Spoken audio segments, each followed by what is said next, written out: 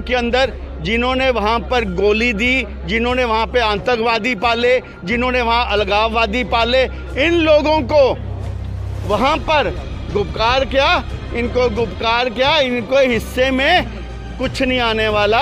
अब तो हर व्यक्ति जो कश्मीर में भी रहता है, जो हमारा भाई बंधु है, उनको पता है कि तिरंगे की शान क्या होती है। नहीं लगता कि आपने कश्मीरी नेताओं की सियासत ही खत्म कर दी नजरबंद करते हुए? इनकी सियासत थी नहीं, ये एक डाकुओं का टोला था जो ठिठोरा लेके, टोकरा लेके, ठूठा लेके सेंटर से पैसा लाता था और खाता था, अपने परिवार को पालता था, अपने जेब भरता था। अब वो दुकानदारी बंद। अगर ये सब डाकू थे तो आपने क्यों इनके साथ कोलिशन सरकार बनाई? कोलिशन सरकार बनाने का मतलब था कि किसी को रास्ते पर लेके आना, पर ये भारतीय जनता पार्टी थी। 70 साल के बाद भी, सरकार बनाने के बाद भी, 3 साल के बाद ही महबूबा को हमने ठोकर मारी, उस सरकार को हमने ख़त्म किया और ख़त्म करने के बाद 370 और 35 को भी हमने ख़त्म किए हैं कि ये फैसला हमारी कार्यकारिणी करेगी। महबूबा मुफ्ती जो कहती है कि तिरंगा उठाने वाले का हाथ जला देंगे, और इन लोगों के हाथ में 370 ये लोग वापस लाकर जो कत्लेआम बचा हुआ है, जो थोड़ा सा सुकून कश्मीर के अंदर बसा है, आज जिस प्रकार से भारतीय जनता पार्टी ने सूरज का उदय वहाँ कर चुकी है, आज डेवलपमेंट की राह पर जिस प्रकार से जम्मू कश्मीर चल चुका है, आज उससे तकलीफ़ है इन लोगों को। अब वहाँ पर इन नेताओं की ज़रूरत नहीं, वहाँ के लोगों को वहाँ नई लीडरशिप डेवलपमेंट हो रही है। 2019 में जब चुनाव थे तो देश के प्रधानमंत्री ने स्पष्ट रूप से कहा कि धारा 370 जो है एक बाधा के तौर पर है, जम्मू कश्मीर में इसी बाधा के कारण विकास नहीं हो रहा है। लेकिन उसके बाद तमाम जो कश्मीरी नेता थे उनको नज़रबंद किया गया। अब लीडर्स जो है बाहर आने का उनका जो सिलसिला है वो जारी है और रिहा होने का सिलसिला जारी है। पहले डॉक्टर फारूक अब्दुल्ला, फिर उमर अब्दुल्ला और अब महबूबा मुफ्ती। लेकिन फिर भी सोच नहीं बदली है, बयान नहीं बदले हैं, बल्कि और उग्र रूप जो है महबूबा मुफ्ती के बयानों ने ले लिया है। उन्होंने धारा 370 की समाप्ति का दिन 5 अगस्त को काला दिन बोला है, काला फैसला बोला है। इसी पर बात करने के लिए युद्धवीर सेठी जी हमारे साथ, इनसे जानने की कोशिश करेंगे कि किस तरह से ये काला दिन है, क्योंकि जम्मू में क्या आपको लगता है कि वो विकास नहीं है जिसका हवाला प्रधानमंत्री ने दिया था? क्या लगता क्या है, काला दिन है 5 अगस्त और काला फैसला, और ये आप ही ने किया, यहाँ पर आरोप? काला दिन 5 अगस्त नहीं, काला दिन तो वो 70 साल थे जब वहाँ अलगाववाद हुआ, आतंकवाद हुआ, कश्मीरी हमारे पंडितों को वहाँ से बेदर्दी से निकाला गया मार मार कर। और ये लोग जो आज सियासत खेल रहे हैं, ये जो परिवार है, जिस प्रकार से इन लोगों ने वहाँ पे पाकिस्तान से मिलकर तांडव रचा और आज दूसरी पारी की तैयारी कर रहे हैं, चाइना का नाम लेके दूसरी पारी खेलना चाहते हैं, खून चूस लिया इन लोगों ने वहाँ पर।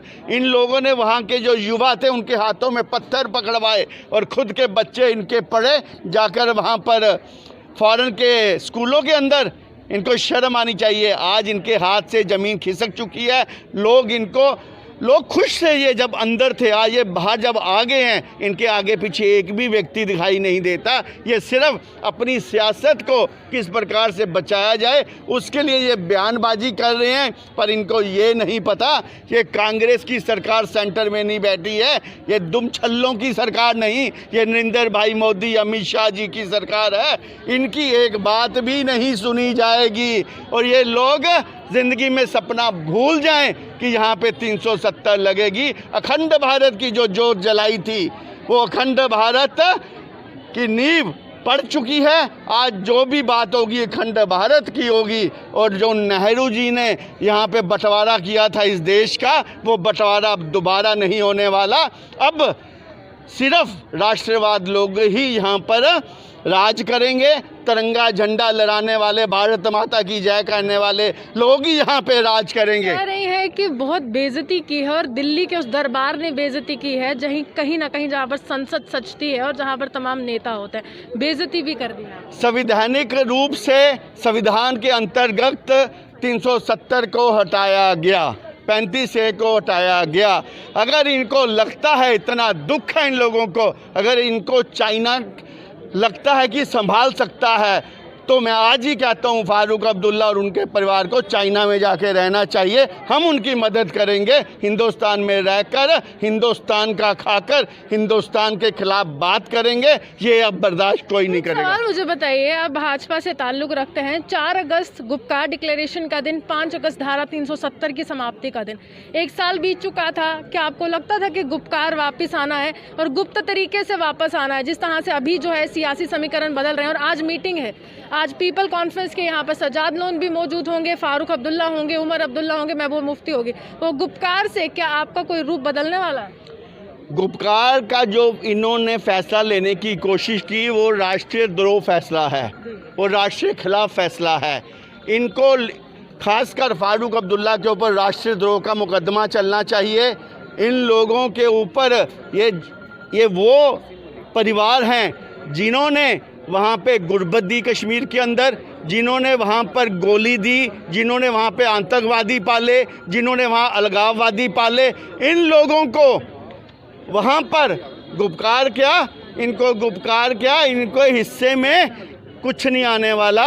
अब तो हर व्यक्ति जो कश्मीर में भी रहता है, जो हमारा भाई बंधु है, उनको पता है कि तिरंगे की शान क्या होती है। आपको नहीं लगता कि आपने कश्मीरी नेताओं की सियासत ही खत्म कर दी नज़रबंद करते हुए?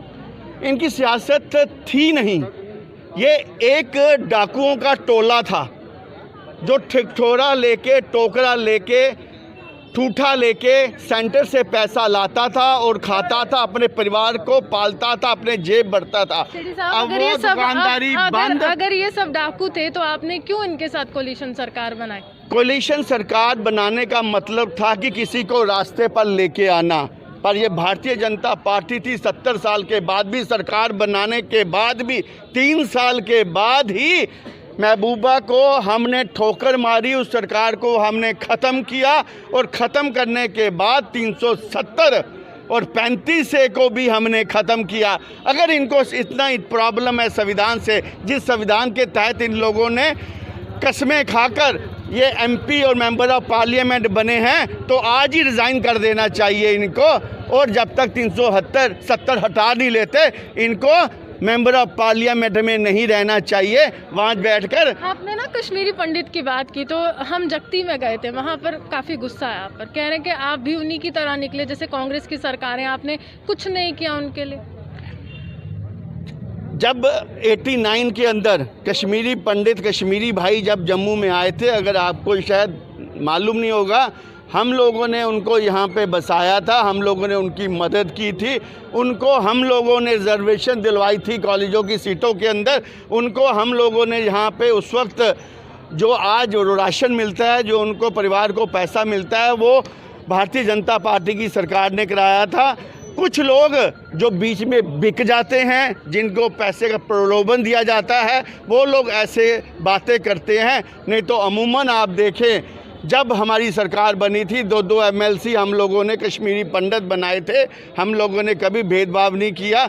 कश्मीरी पंडितों के बिना कश्मीर अधूरा है, और कश्मीरी पंडितों को हम वापस वहाँ बसाएंगे, ये भी एक हमारा एजेंडा है। चलिए आखिरी सवाल करूंगी, संघर्ष जारी है, मैं वो मुफ्ती का कह रही हैं कि कुछ भी करूंगी लेकिन वापस लूंगी। उसके साथ फारूक अब्दुल्ला ने चीन का समर्थन मांगा है, उमर अब्दुल्ला खुद बयानबाजी कर रहे हैं और उमर अब्दुल्ला वेलकम कर रहे हैं कि वो बाहर आ चुकी हैं। आपको क्या लगता है, उनकी सियासत धारा 370 तक सीमित रही है, आपकी सियासत कहाँ तक जाए? देखें, उनकी जो सियासत है, उमर अब्दुल्ला का बयान आता है कि मैं इलेक्शन नहीं लड़ूंगा। फारूक अब्दुल्ला जो कदवान नेता है NC के, वो कहते हैं कि ये फैसला हमारी कार्यकारिणी करेगी। महबूबा मुफ्ती जो कहती है कि तिरंगा उठाने वाले का हाथ जला देंगे। और इन लोगों के हाथ में 370 ये लोग वापस लाकर जो कत्लेआम बचा हुआ है, जो थोड़ा सा सुकून कश्मीर के अंदर बसा है, आज जिस प्रकार से भारतीय जनता पार्टी ने सूरज का उदय वहाँ कर चुकी है, आज डेवलपमेंट की राह पर जिस प्रकार से जम्मू कश्मीर चल चुका है, आज उससे तकलीफ़ है इन लोगों को। अब वहाँ पर इन नेताओं की ज़रूरत नहीं, वहाँ के लोगों को, वहाँ नई लीडरशिप डेवलपमेंट हो रही है और इन पे विश्वास लोगों का ख़त्म हो चुका है। एक तरफ से गुपकार में कांग्रेस शामिल थी, आपको याद होगा, लेकिन दूसरी तरफ से यहाँ पर रजनी पाटिल आती हैं और वो कहती है कि स्टेटहुड वापस चाहिए। वो कहती है असंवैधानिक तौर पर इसको हटाया गया है। अब ये 370 चाहते हैं या स्टेटहुड चाहते हैं, आपको क्या लगता है? ये खुद कन्फ्यूज़ हैं, कांग्रेस को बोलो, खुल के बोले कि 370 हमें नहीं चाहिए, हमें चाहिए। उसको बोलो खुल के बोले एक बार कि 370 हमें चाहिए। आप दोगे वापस? कांग्रेस, जो कांग्रेस है वो वही बयान देती है जिससे पाकिस्तान में बैठा उसकी आंखें खुश होते हैं। कांग्रेस का क्या कहना, वो लोग तो कहते हैं कि जो पाकिस्तान के अंदर जाके हम लोगों ने वहाँ टेररिस्ट मारे थे वो भी गलत था, सब कुछ वो भी झूठा था सब कुछ। कांग्रेस इस वक्त अपनी ज़मीन खो चुकी है, उसको यही नहीं मालूम। वो तो भगवान राम को भी काल्पनिक कहती है, वो तो सेतु का जो पुल है उसको भी वो कहती है वो एक पुल है ही नहीं वहाँ पर कोई। ऐसी कांग्रेस जो इटली से चलती है वो हिंदुस्तान का क्या सोचेगी। यहाँ पर सचमुच में मैं आपको कह रहा हूँ, किसी आम व्यक्ति से पूछें, हमारा जो हिंदुस्तान है नरेंद्र भाई मोदी जी के हाथों में सुरक्षित है, हमारी सीमाएं सुरक्षित हैं, हमारा जनमानस सुरक्षित है और देश आज ने सुबह की तरफ चल पड़ा है। जो हम परम वैभव पर अपने देश को देखना चाहते थे, जो माँ भारती को हम लोग तिरंगे झंडे के साथ लिपटा हुआ सुंदर देखना चाहते, जो चेहरा देखना चाहते थे, आज हम उस की तरफ अपना कदम बढ़ा चुके हैं। चलिए, साफ तौर पर देश सुरक्षित है और सुरक्षित हाथों में, क्योंकि देश का नेतृत्व प्रधानमंत्री नरेंद्र मोदी कर रहे हैं। वहीं सीधे तौर पर इन्होंने कहा कि इटली से कांग्रेस चलती है, लेकिन फिर भी सांसद जो हैं देश की राजनीति में कांग्रेस के भी हैं जिनको देश के लोगों ने मत दिया है। अब आगे जाने वाला जो वक्त है, जो वक्त आएगा, वो किस तरह की सियासत जो है जम्मू कश्मीर के लोगों को देखने को मिलती है, वो एक बहुत बड़ा प्रश्न है। क्योंकि सियासी गलियारे में धारा 370 का मुद्दा एक बार फिर से भुनाया जा रहा है। जहाँ पर भाजपा विकास के मुद्दे पर आगे बढ़ रही है, वहीं तमाम कश्मीरी नेता धारा 370 की बहाली के लिए कुछ भी कर गुजरने के मुद्दे को भुनाने से बाज नहीं आ रहे। इसी के साथ जर्नलिस्ट पारस के साथ मैं रूहानी आपसे